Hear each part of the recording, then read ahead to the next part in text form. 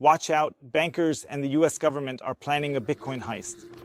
Yeah, no joke, this is the article that a journalist just published. The next coup of the bankers is said to be exchanging US government land and minerals for Bitcoin. The US embraces Bitcoin. Trump, Musk, and others back it. Journalist claims price inflation for sell-offs. A Bitcoin reserve strategy is being considered in the USA, and all the big positions Donald Trump, RFK, Elon Musk, Vivek Ramaswamy, the new SEC chief, the new crypto commissioner, and so on, they are all now massively pro-Bitcoin. And now this journalist is accusing people of wanting to massively pump up the Bitcoin price in order to create exit liquidity, so to speak, in order to then later sell off these Bitcoin stocks again. And here the USA is accused of massive corruption, even something like money laundering. Here it even goes so far that it is said here that you have to give the bankers credit, it says from the Fizz. So this is the journalist here who would have thought that they could commit a bigger robbery than the pandemic so quickly. So they're basically being accused of massive corruption. And it's even being compared to the COVID crisis, suggesting that there's even more corruption happening now than there was back then during the pandemic. That's a really serious accusation. We definitely need to take a look at this. I definitely can't agree with everything the journalist is saying here. But that doesn't really matter because it's important to critically engage with Bitcoin and actually take a good look at the criticism. What criticisms are there against Bitcoin? Are there possibly any mistakes here? And it was pretty clear that if politics gets involved, it can lead to distortions and problems. Just like with BlackRock. BlackRock also has a lot of dirt on its hands, as does the US government. And here they have simply made the case that the US government is not opening up to Bitcoin for your own good, but that the US government, especially the entire Trump mafia, have massive self-interest. In the end, it's all about pumping up the Bitcoin price, and then once the price is high enough, using the Bitcoin exit liquidity that's been created all over the US to trade Bitcoin back from minerals or US land. The article says here, which by the way appeared in Uncut News CH, that they often have really good pieces, and this one is just translated from English to German. So, it means the US government might be planning to buy Bitcoin with taxpayer money and hold it on the government's balance sheets. So this is the Bitcoin reserve strategy. And now they're asking, why are they doing this? To benefit Bitcoin billionaires. So this means not only can the government profit massively from this, like all the folks in the Trump gang or Trump mafia, but also a lot of billionaires who have already stocked up will benefit big time. And this step would allow billionaires to significantly offload their Bitcoin holdings at a high price and use the substantial funds to potentially acquire various real assets like different types of land and minerals. It should be seen in connection with the discussions about land and minerals owned by the US government. Then the example of Howard Lutnick is brought up, who is also involved in the Trump mafia. Let's call it the Trump Bitcoin mafia. Howard Lutnick has said that he has hundreds of millions, and now the accusation against him is that he wants to massively pump his own bags. So Howard Lutnick isn't going to push Bitcoin forward. The new crypto commissioner and the new SEC chief, who are both really pro-Bitcoin, aren't incentivized to push Bitcoin either. They only have their own interests in mind, which is to pump up their own bags. And yeah, you can definitely agree with that statement. They clearly have an interest in pumping up the Bitcoin price. But at the same time, I think this will lead to a fairer world because when Bitcoin goes up, it spreads more. That is, the journalist here also seems to be not so convinced about Bitcoin because she also says that when the Bitcoin price is high enough, they want to take their assets and swap them back into real assets. So they assume that Bitcoin isn't a real asset. I see it completely differently. Bitcoin is perhaps the most real asset there is because it is actually the only asset you can own. Everything else comes with third-party risks and so on. That's why I can't really go along with that. In some points, I have to agree, like for example, that of course they want to pump their own bags and so on, which is understandable. I don't know if it's really wrong. Of course, one could say that in politics one should actually be independent, neutral, and so on. It's awesome when politicians pumping their bags, it pumps all your bags up, and the YouTube channel grows, you get more clicks, more feedback. There's more FOMO, the price goes up, more viewers, more articles appear, prices go up, more FOMO, prices increase, more join, prices surge. So it's positive, but I can understand the criticism as the journalist lacks Bitcoin. Without Bitcoin assets, and the situation is that Bitcoin prices are expected to rise significantly, then you're on the sidelines thinking, hey, this is unfortunate. That's why starting to invest in Bitcoin is crucial. That means that from this point of view, it is of course easy to see. But I can understand some of the criticism. Because from the sounds of it, the journalist here simply does not have any Bitcoin. If you don't have any Bitcoin holdings and the scenario brewing here is that Bitcoin prices are supposed to be driven up massively, then of course you're sitting on the sidelines saying, hey, this totally sucks. That's why it's really important to get off zero, at least to have a little foot in the door with Bitcoin. I'll drop a link below on how to buy Bitcoin with 21 Bitcoin. 1,000, so you can get off zero, meaning you won't have zero Bitcoin. Because the worst thing you can probably do nowadays is to have zero Bitcoin, or else you'll end up like that journalist sitting on the sidelines and shooting down Bitcoin saying, oh, these billionaires are swapping their Bitcoin for real assets. That's just terrible. So you really need to think about whether you want to stay on the sidelines while Donald Trump and his Bitcoin mafia pump the Bitcoin price up massively. Yeah, that's a scenario that could definitely happen. It could also be that they really don't have altruistic motives. They just want to massively pump their own bags.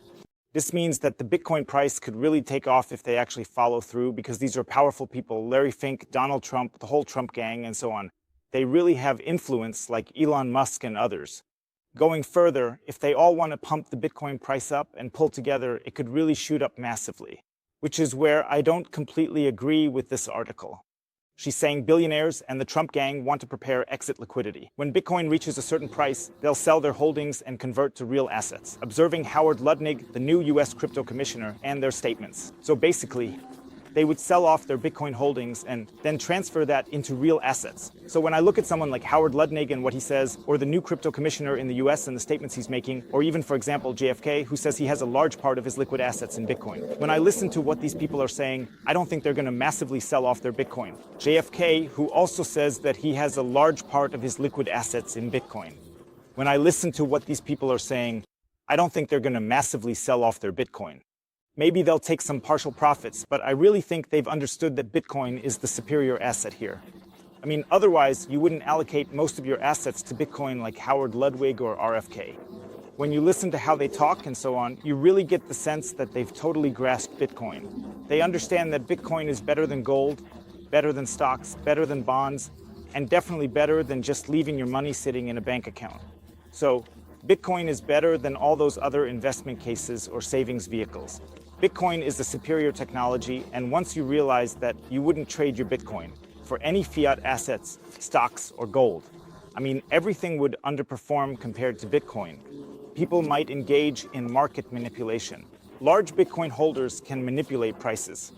If someone has built up large Bitcoin holdings, they can definitely take advantage of liquidity zones, create flash crashes, and so on. They can temporarily manipulate the Bitcoin price a bit, and you can bet that kind of thing will definitely happen. BlackRock is probably doing that too.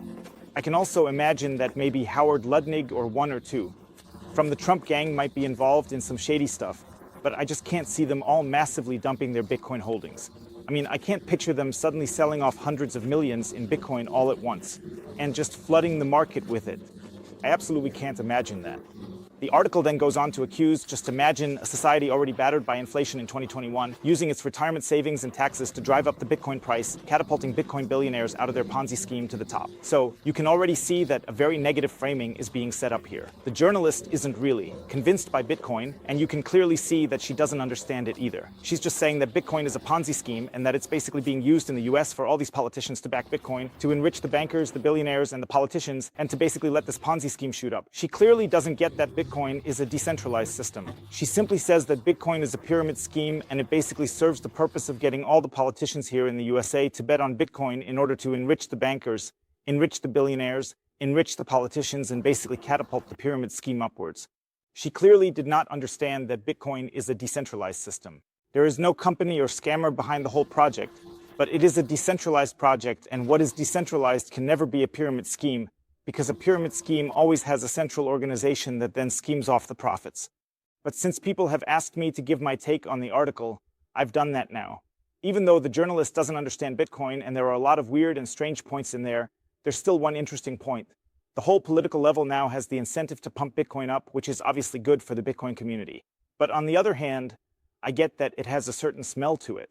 It's kind of like comparing it to Nancy Pelosi or someone like that, who also has insider information and doesn't use that information altruistically, but rather to massively pump her own bags. But the crazy thing is, that's the game theory of Bitcoin that you can't avoid. So from a game theory perspective, more and more people are going to realize, hey, it's better to save in Bitcoin than in fiat, better to save in Bitcoin than in stocks, real estate, and so on. That means more and more leaders in positions like Elon Musk, Larry Fink, Michael Saylor, and so on are becoming aware of Bitcoin. And of course, these people also have a growing interest in pushing the Bitcoin price up because they themselves hold massive Bitcoin holdings. So it's only natural that we're seeing more and more people in politics and positions of power who are strong advocates for Bitcoin. They've already become aware of Bitcoin, and of course, these people also have a growing interest in pushing the Bitcoin price up because they themselves hold massive Bitcoin holdings. And then it inevitably leads to more and more people in politics and positions of power who are massive advocates for Bitcoin. So what's happening here can be criticized, but it's inevitable that at some point we'll have presidents, we'll have big asset managers, we'll have the largest companies, and in all these companies, countries, and power institutions, there will be Bitcoiners everywhere. It's completely normal and makes total sense that this step is going to happen. It's actually unavoidable because Bitcoin is spreading everywhere. So it's not just the little guys or anything like that who can use it. Anyone can use it. And I'd say every little guy or every employee, anyone who has, let's say, less than 10 million or even less than 100 million and owns Bitcoin has the incentive to pump Bitcoin up. But billionaires also have the incentive to pump Bitcoin up, and they often have more power, more influence, and know even more people to leverage. If now E.G, if Apple were to say, we're going to put Bitcoin in every phone and include a secure element or something like that in an Apple phone, of course, those are massive levers, but it's hard to blame people for that because they've simply recognized that Bitcoin is the best savings tool and that you have to invest in Bitcoin. And I think that's inevitable. The only thing to consider here is that when people are in this position and they have this realization, they're not going to sell their Bitcoin. In the worst case, or rather in the best case, like Michael Saylor says, they might even take it to the grave with them. And that's just what's happening now, and it's going to lead to massive Bitcoin gains, whether you like it or not. You can sit on the sidelines and watch, but then the Bitcoin price is just going to run away from you. And that's just the reality you need to understand. There's obviously no guarantee. Maybe I'm being too bullish about the whole thing. Feel free to let me know in the comments if you think I'm being too extreme and too bullish. Definitely check out our Bitcoin hotel shop down below. Here, you can find some really awesome merchandise. We've got super cool Bitcoin t-shirts, our Bitcoin hotel hodler, hardware wallets, backup security tools, and so on. Definitely check out the Bitcoin Hotel online store. So let me know what you think about that. Also, make sure to leave me a subscription. It's really important to get traction here now, for this message to get out and for people to wake up and understand, hey, I have to get off zero. I need to have at least my small allocation of Bitcoin. See you later, take care. Peace out, Yusin.